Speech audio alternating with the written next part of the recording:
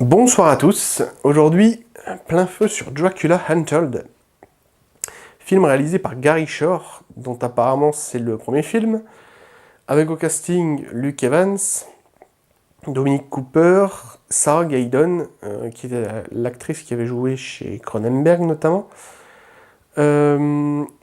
L'histoire est celle d'un guerrier, ou plutôt d'un prince, à savoir le prince Vlad, qui règne en maître sur tout un royaume, mais qui doit fidélité à un sultan suprême, qui lui règne sur absolument tous les royaumes.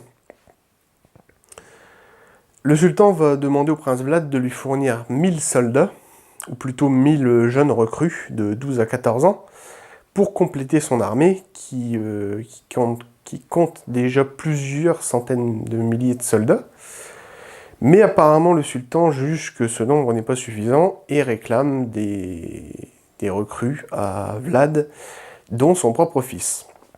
Ce qui va forcément déplaire à Vlad, qui va se rebeller, et en tuant quelques soldats du sultan,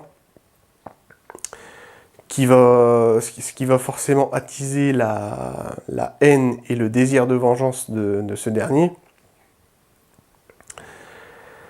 Vlad, pour combattre l'armée du sultan, décide de succomber aux ténèbres en buvant du sang de vampire et en devenant un immortel pour combattre l'armée de son ennemi et ainsi sauver son peuple et sa famille. Le film est correct. Il y a plusieurs défauts quand même. Déjà, il est beaucoup trop court. Il dure à peu près 1h32, je crois, il fait. Ce qui est beaucoup trop court pour un film de ce genre. Qui dit film trop court dit forcément histoire beaucoup trop rapide. Le fait que le prince Vlad se transforme en vampire, ça doit être bâclé au bout de 15 minutes. Donc on n'a forcément pas le temps de s'attacher aux personnages, ni de les connaître, ce qui est fort dommage. Gros problème également, c'est que les personnages, il n'y en a presque pas. Il doit en avoir 3, à savoir le sultan, le prince Vlad et sa femme. C'est tout. Les autres personnages ne servent à rien, ce qui est également dommage. Cela dit, il y a quelques points positifs.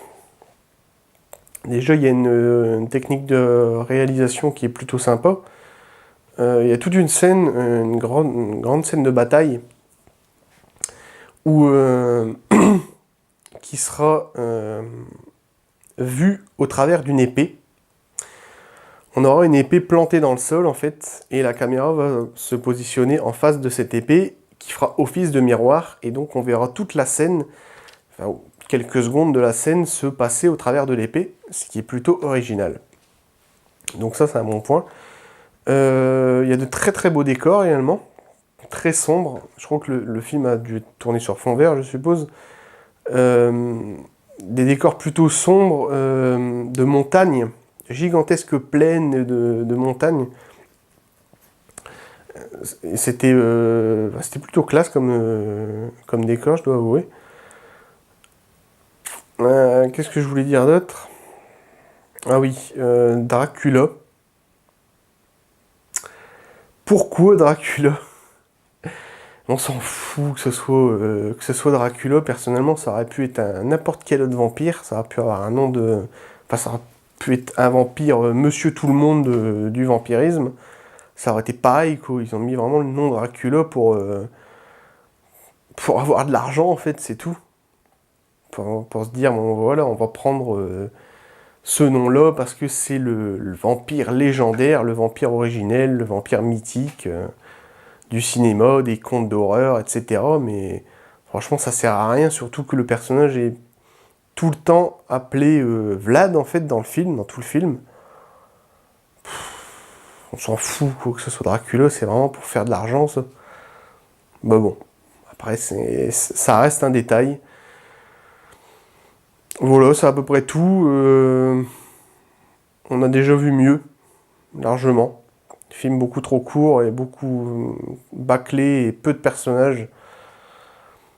Correct, mais ouais, bof. Voilà, à bientôt pour une prochaine vidéo. N'oubliez pas que le cinéma est un art. Ciao!